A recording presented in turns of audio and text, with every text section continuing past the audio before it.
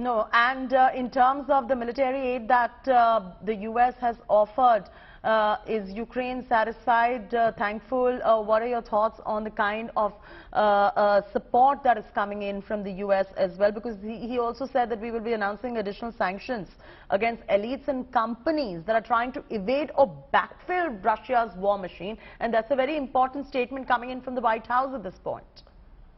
Yes, indeed. And I actually remember the words that President Biden was saying before the full-scale invasion.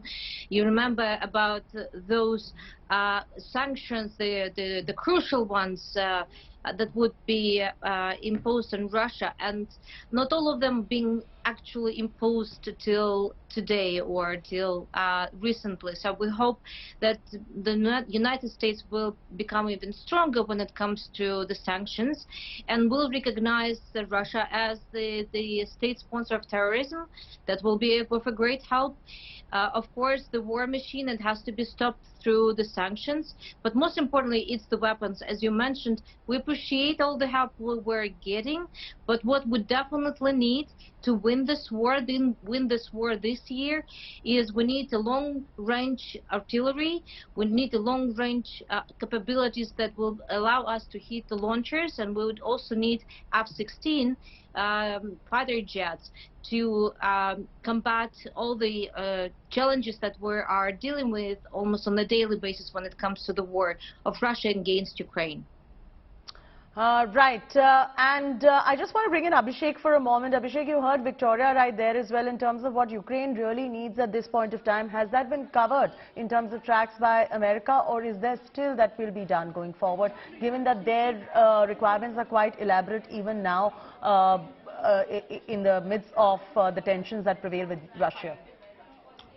Well, one very important point that the Member of Parliament Victoria has just mentioned is that Ukraine needs US F-16s. So if she's confirming this on India Today, that's one of the demands put by the Ukrainians to the US, then that's a big news point that can be highlighted, because there are voices in the US, especially the Republican voices, that are saying that Ukrainian fighter pilots need to be trained on F-16s. Now, if they're trained on F-16s, obviously the next step would be to hand over the F-16s to Ukraine. And if that happens, then we are seeing another level of escalation to the conflict, because remember, even the Russians have not used their air power to the fullest till now.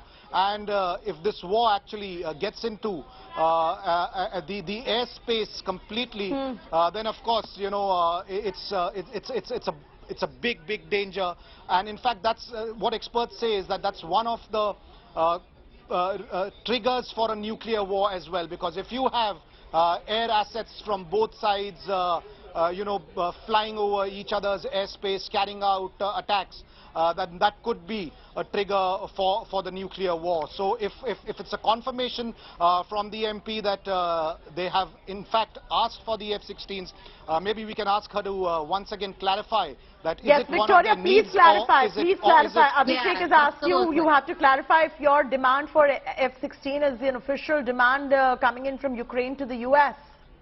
Yes, I think it's important, because I was surprised that you've introduced me as an MP. I'm a former MP. I was in the previous convocation. We stand to be corrected. On behalf of India Today, we stand to be corrected. National Center for Ukrainian Victory. And it is our position, it's the position of a lot of people in Ukraine, that in order to fight this war and win this war, we definitely need the jets. I want to actually use the counter-argument about the nuclear escalation. I'm sorry, but we're already dealing with a nuclear terrorist, Russian state, that took over one of the biggest nuclear power plants, and the threat from that particular plant is considerably higher versus, for example, tactical nuclear weapon, if Russia decides to use it. So let's not overreact to already quite a challenging situation here.